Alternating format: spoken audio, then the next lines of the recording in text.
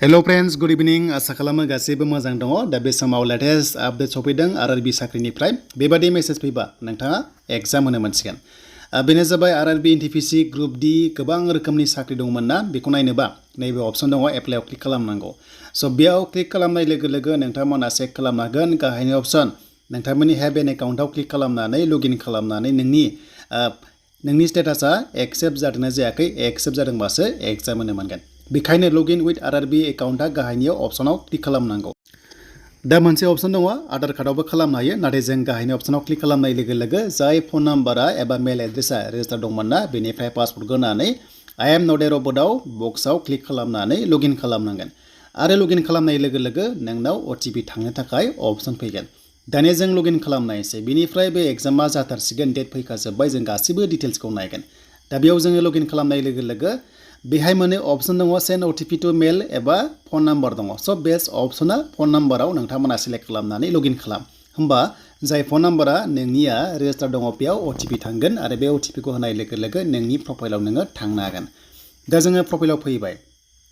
बेयाव फैनाय लोगो लोगो एग्जामनि माखासे गाइडलाइन्स फैबाय जे मा लेंगुवेजजों एग्जामखौ होनो मोनो बेनो जाबाय आरआरबी साख्रियाव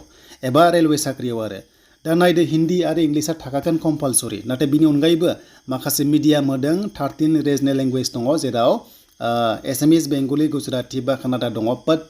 दुखुनि बाथ्रा जोंनि बर'आ दासिमबो सेन्ट्रेल लेभेलाव एग्जाम अनलाइन होनो मोना बर' रावजों अके स' बेखौ जों मोनथिबाय दानिया एप्लिकेसन हिस्टरि अपसन दङना बेयाव सेलेक्ट खालामनांगौ नोंथांमोना होमबाथाय नोंनि एप्लिकेसना एक्सेप्ट जादों ना रिजेक्ट जादों जों बाव मोननो हागोन दा नायदो नै NTPC थ' नोंथांमोना NTPC बा आरआरबी बा जिनिखि साख्रियाव एप्लाइ खालामदों एग्जाम जानोबा बेयाव स्टेटासखौ नायग्रोनांगौ होमबासो नोङो एडमिट मोनगोन दा बेयाव नायदो मोननै रोखोमनि दङ आरआरबीनि थ' नोंथांमोना RPF मोनदों बेनिफ्राय नन टेक्निकेल जिनिखि NTPC दङ बेयाव प्रफेसनेलि एक्सेप्टेड जाबाथाय नोङो 100% एग्जाम होनो मोनगोन जुदि रिजेक्ट जादोंबाथाय बेयावनो स' जागोन आरो स' दानिया बे आरआरबीनि एग्जाम प्रसेसा बोरै जायो जों बेखौ दायो नटिसखौ नायनोसै जाहाथे ग्रुप डी फैगौ नोंथांमोननि बेनिफ्राय आरआरबी गोबां रोखोमनि साख्रि फैगासिनो दङ दा एडमिट लिंकआ एक्टिभ जाबाय 14 मेनिफ्राय जाबाय खायसे खायसे स्टेटआव डाउनलड खालामगासिनो दङ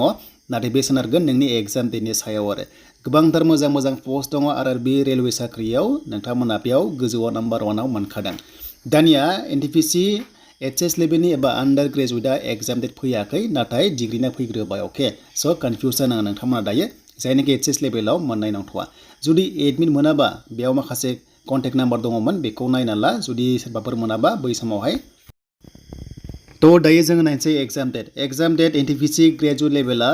5 जुननिफ्राय 23 जुननि गेजेराव अनलाइन एग्जाम जागोन एबा CBT एग्जाम जागोन स्टेज 1 आरो स्टेज 2 दङ स्टेज 1 पास जाबाथाय स्टेज 2 थांनानै लास्टआव भाइभा टेस्ट दङ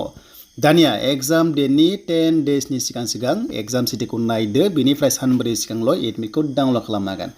दा नोंथांमोना बे हमना ला 5 जुननिफ्राय 10 डेजनि सिगां एग्जाम सिटिखौ बबेयाव दङ नायनो हागोन आरो अके बेनो जाबाय CEN 05/2024 NTPC जबनि सायाव देन नेक्स्ट लेभेलाव गोदान आपडेट फैथारसिगोन ग्रुप डी एग्जाम डेट ओंखारथारसिगोन NTPC जोबनाय लोगो लोगो